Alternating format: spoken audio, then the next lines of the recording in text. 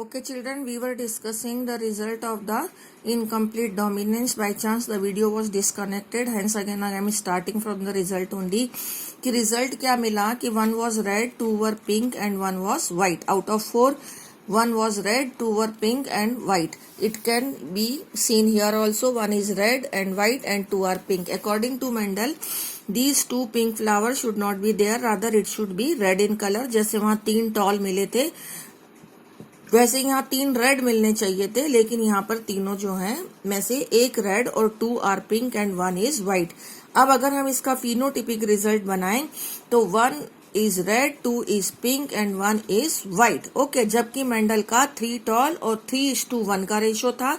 Phenotypic यहाँ 1:2:1 का ratio है. It is varying from the Mendel's result. अगर कंपेयर करना है इसको मेंडल के साथ में तो Mendel's phenotypic result, listen properly, Mendel's phenotypic result I can show you. अभी नोट्स निकालने दो, ये रहा नोट्स कि मेंडल का फिनोटिपिक रिजल्ट क्या था. It is shown here. Tall is to dwarf 3:1 था, जबकि इसका फिनोटिपिक रिजल्ट 1:2:1 है. इनकम्प्लीट डोमिनेंस का, इसीलिए ये अदर पैटर्न ऑफ इनहेरिटेंस है. अब यहाँ पर ये इसका जीनोटिपिक रिजल्ट है. जीनोटिपिक में 1 रेड, 2 व्हाइट, 2 RR एंड 1. इसको रेड व्हाइट नहीं कहेंगे. 1 is capital RR, 2 is capital R small r and small RR. 1:2:1. ऐसा ही मेंडल का था. मेंडल का भी जीनोटिपिक रिजल्ट 1:2:1 था. TT and TT that is 1:2:1 था. तो in incomplete dominance, the genotypic result is as similar as the genotypic ratio is as similar as Mendel's genotypic ratio, but its phenotypic ratio is varying from the Mendel results. In Mendel it was 3:1 and here it is 1:2:1. एक बात तो ये हो गई.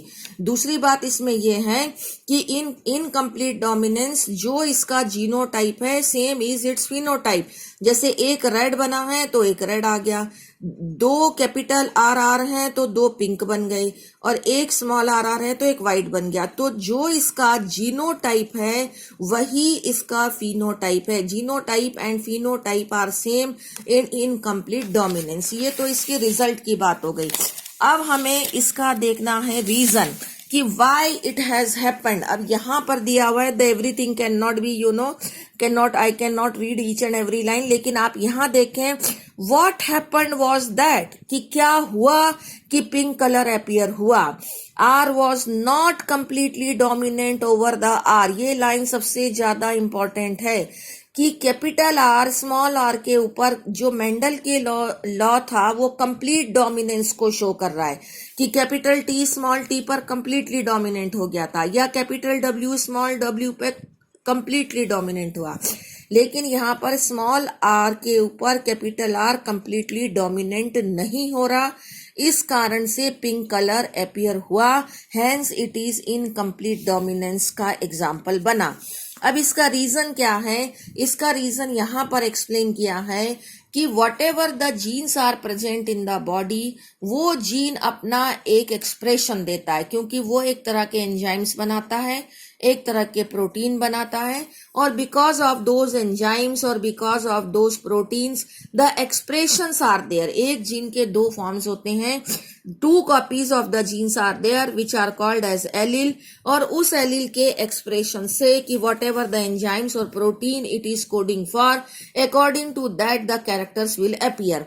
अब यहाँ पर जो this paragraph is most important कि अगर जीन मॉडिफाई हो गया है, as in this case incomplete dominance the gene has modified, it has not remained as the completely dominant gene, it has become modified. तो gene अगर modified हो जाता है तो उसका जो प्रोडक्ट होता है, it's product can be either normal और लेस एफिशिएंट एंजाइम. मैंने बताया कि जीन का प्रोडक्ट हमेशा एक प्रोटीन होता है और एंजाइम्स आर ऑल प्रोटीन, इसीलिए यहाँ एंजाइम वर्ड लिखा है. ठीक है, जो किसी सबस्ट्रेट के ऊपर फंक्शन परफॉर्म करके उस सबस्ट्रेट को मॉडिफाई करेगा, मतलब एंजाइमेटिक रिएक्शंस करता है. तो अगर जीन मॉडिफाई हो गया तो उसका प्रोडक्ट या तो नॉर्मल भी हो सकता है किसी केस में, अदरवाइज वो लेस एफिशिएंट एंजाइम बनाएगा, या बिल्कुल ही नॉन फंक्शनल एंजाइम बनाएगा, या बिल्कुल ही नो एंजाइम बनाएगा। 3 केस हो सकते हैं। अगर इसके अंदर पहला केस है which is been explained here, यहां पर आप नंबर 1 डाल देंगे। अगर फर्स्ट केस है तो फर्स्ट केस में द मॉडिफाइड एलील जो है, अगर वो एलील मॉडिफाई हुआ है तो वो तो अनमॉडिफाइड एलील की तरह ही है, मतलब क्योंकि उसने तो नॉर्मल या लेस फंक्शनल बना दिया, जिसके कारण उसके फिनोटाइप में कोई चेंज नहीं आएगा।